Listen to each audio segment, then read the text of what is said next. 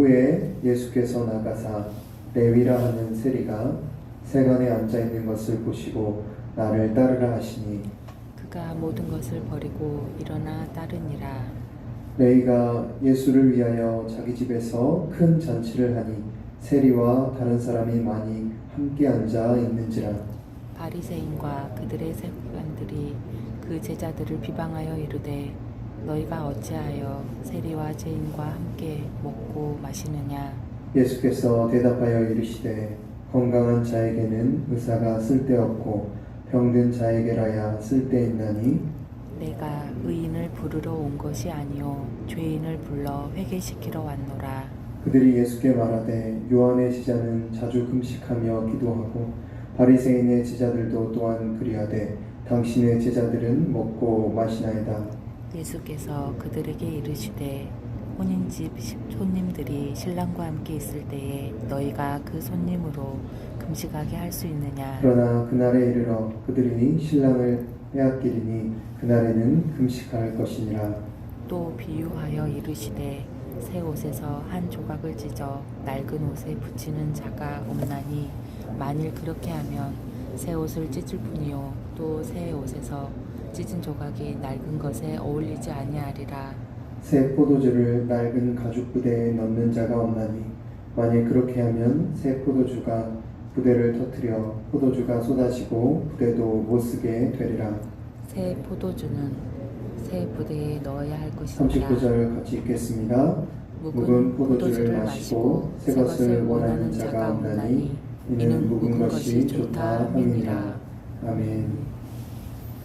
오늘 우리가 함께 살펴본 본문의 말씀 27절부터 28절에서는 예수님께서 마태라고도 하는 세리, 레위를 제자로 부르시는 장면이 기록되어 있습니다. 예수님께서 세간에 앉아 일하고 있는 레위를 보시고 나를 따르라 라고 말씀하실 때 레위는 즉시 예수님의 말씀에 순종하여서 모든 것을 버리고 예수님을 따랐습니다. 이어서 29절에 레위는 자신을 부르신 예수님께 감사한 마음을 표현하고자 큰 잔치를 엽니다. 레위가 큰 잔치를 열자 많은 사람들이 그 자리에 모이게 되었는데 주로 세리들 그리고 유대 사회에서 손가락질을 받고 죄인으로 여김받는 그런 사람들이 그 자리에 모이게 되었습니다. 그때 이 광경을 지켜보고 있던 자들이 있었는데 바로 서기관과 바리새인들이었습니다. 이 광경을 지켜보고 있던 서기관과 바리새인들은 30절에 이렇게 말합니다. 너희가 어찌하여 세리와 죄인과 함께 먹고 마시느냐. 여러분들이 잘 아시는 것처럼 율법에 따르면 한 사람이 하나님 앞에 부정하게 되었을 때 그 사람에게 접촉하거나 함께하면 접촉하고 함께한 사람도 부정하게 되는 것을 우리가 알고 있습니다. 또 유대 사회에서 식탁 교제를 함께 한다는 것은 우리의 생각보다 더 깊은 친밀함의 표현입니다. 누군가와 식탁 교제를 함께하는 것은 그 사람과 내가 친구가 되고 하나가 된다는 뜻입니다. 그렇기 때문에 율법을 잘 알고 또 철저히 이 율법을 지킨다고 말하는 바리새인과 서기관들의 입장에서 보면 하나님의 아들이라고 하는 사람이 또 그리스도라고 하는 사람이 죄인들과 함께 한다는 것은 도저히 이해할 수 없는 일이었습니다. 그래서 30절과 같이 가감없이 이렇게 말하는 것입니다. 너희가 어찌하여 세리와 죄인과 함께 먹고 마시느냐. 바리새인과 서기관들이 이러한 말을 하자 예수님께서는 뭐라고 대답하십니까? 31절과 32절에 이렇게 말씀하십니다. 예수께서 대답하여 이르시되 건강한 자에게는 의사가 쓸데없고 병든 자에게라야 쓸데있나니 내가 의인을 부르러 온 것이 아니요 죄인을 불러 회개시키러 왔노라. 아멘. 바리새인과 서기관들은 죄인을 부정한 자, 더러운 자로 여기고 멀리하였습니다. 그러나 예수님께서는 이 죄인들을 어떻게 여기십니까? 병든 자라고 말씀하십니다. 치료가 필요한 자라고 말씀하십니다. 그리고 예수님께서는 그렇게 치료받기를 원하는 자, 자신이 하나님 앞에 죄인임을 인정하는 자들을 회복하기 위해 의사로서 이 땅에 오셨다고 말씀하십니다. 이 같은 예수님의 부르심은 오늘날도 마찬가지입니다. 예수님께서는 죄인과 함께 먹고 마시는 분이십니다. 죄인을 사랑하셔서 죄인과 같은 모습이 되신 분이십니다. 우리가 겸손히 우리의 죄를 인정하며 고백할 때 우리는 그분의 잔치에 참여할 수 있게 됩니다. 우리가 우리의 죄를 시인하며 주님 앞에 엎드릴 때 주님께서 십자가의 보혈로 우리를 정결케 하실 것입니다. 그러므로 우리는 결코 스스로를 의인이라 여겨서는 안 됩니다. 우리는 예수님 때문에 의인이 된 사람들입니다. 결코 자기 스스로의 능력으로 어떤 행위들로 우리가 스스로 의인이 된 자들이 아닙니다. 그런데 신앙생활을 오래 하다 보면 마치 내가 내 힘으로 내 스스로 의인이 된 것처럼 착각할 때가 많습니다. 예수님 없이는 여전히 죄인이요 연약한 자인데도 불구하고 내 힘으로 스스로 의인이 된 것처럼 남을 정죄하고 판단하지는 않는지 우리가 돌아봐야 합니다. 또 아직 예수님을 믿지 않는 자들을 대할 때에도 나는 의인이고 너는 죄인이야 라는 그러한 인식을 가지고 믿지 않는 자들을 대하고 있지는 않는지 돌아봐야 할 것입니다. 우리 안에 이와 같은 모습이 있다면 이 시간 회개하며 주님의 은혜 없이 하루도 살 수 없는 연약한 자임을 기억하고 우리가 죄인 되었을 때 우리를 사랑하셔서 우리를 치유하고 회복하시기 위해 의사로서 오신 그 예수님을 만나는 저와 여러분 되기를 바랍니다.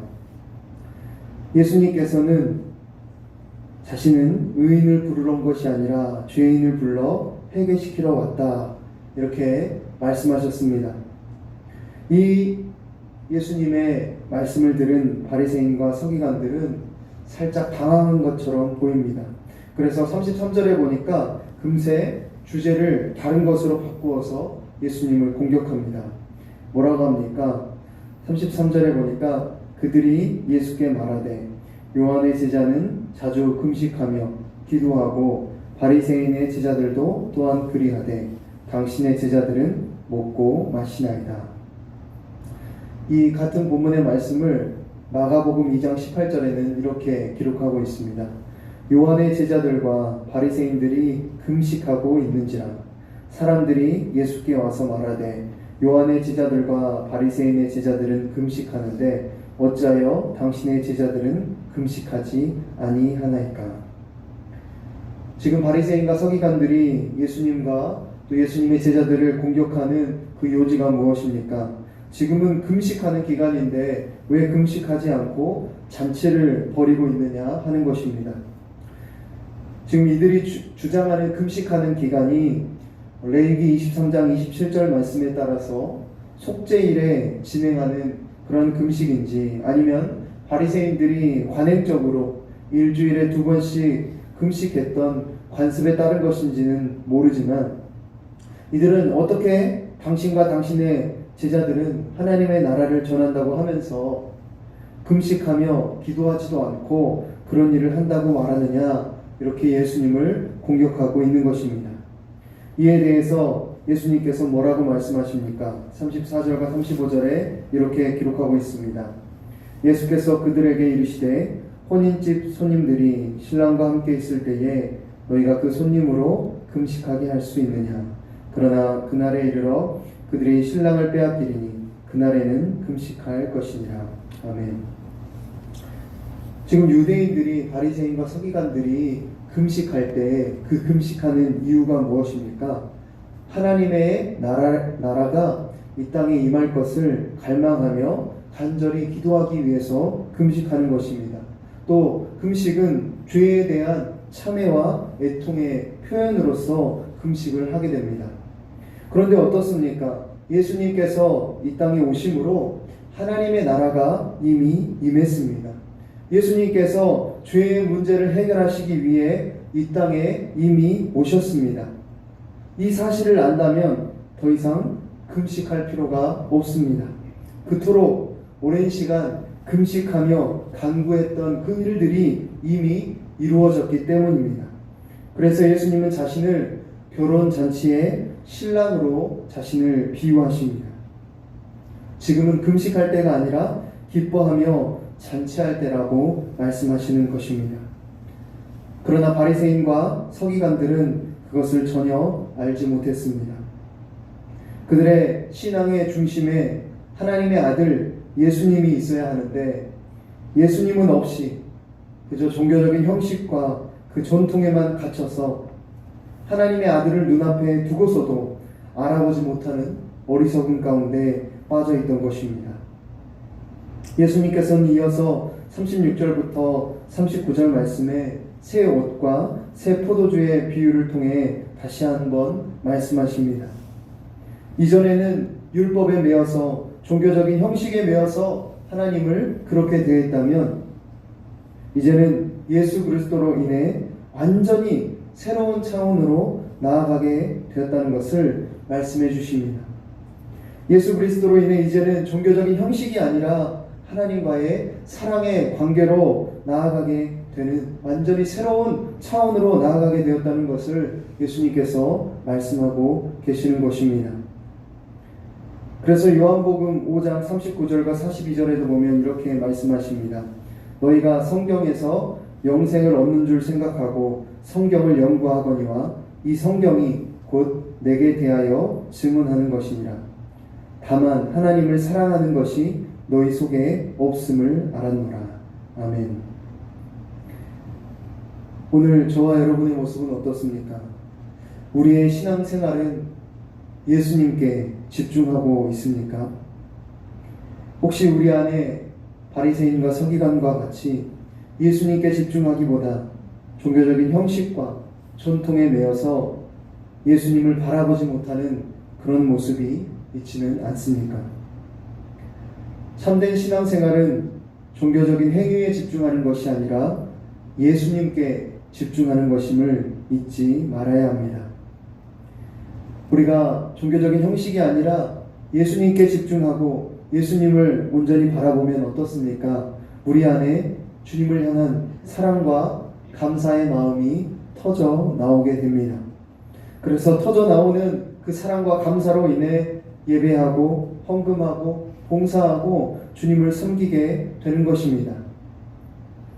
그런데 이렇게 예수님께 집중하지 않은 채로 예배하고 헌금하고 봉사하면 어떻게 됩니까?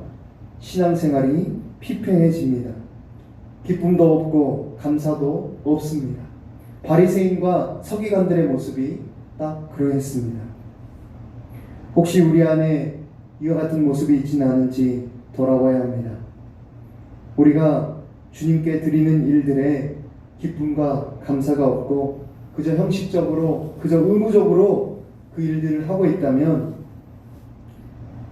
우리는 예수님께 집중하고 있지 않은 것입니다. 이를 기억하며 이 자리에 함께한 저와 여러분들이 종교적인 형식이 아니라 우리 신앙의 이유와 목적이 되시는 예수님께 집중하고 예수님을 바라봄으로 세상이 줄 수 없는 참된 기쁨과 감사를 경험하는 오늘 하루와 평생의 삶이 되기를 간절히 바랍니다. 기도하겠습니다. 하나님 아버지, 오늘 누가복음 5장의 말씀을 통해 의인을 부르러 온 것이 아니라 죄인을 불러 회개시키러 오신 예수님, 우리가 아직 죄인 되었을 때 우리를 사랑하셔서 우리를 위해 십자가에 죽으신 그 예수님의 사랑과 또 우리를 향한 주님의 그 은혜가 어떠한 것인지 다시 한번 깨닫게 해주심에 감사와 찬양과 영광을 올려드립니다.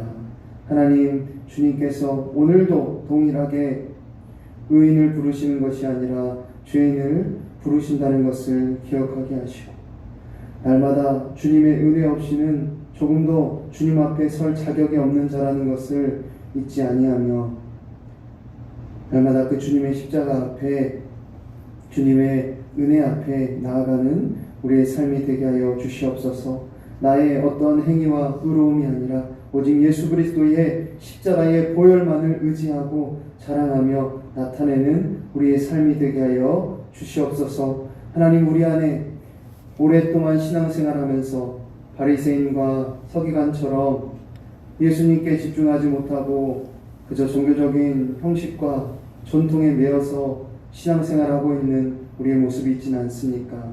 하나님, 이 시간 회개하게 하여 주시고 우리가 온전히 예수님께 집중하며 예수님만 바라보면서 그 예수님 안에 있는 참된 기쁨과 참된 만족을 누림 가운데에 감사와 찬양과 기쁨으로 주님을 섬기며 주님을 전하는 주님의 증인된 삶을 살게 하여 주시옵소서. 감사함이 예수님의 이름으로 기도합니다. 아멘.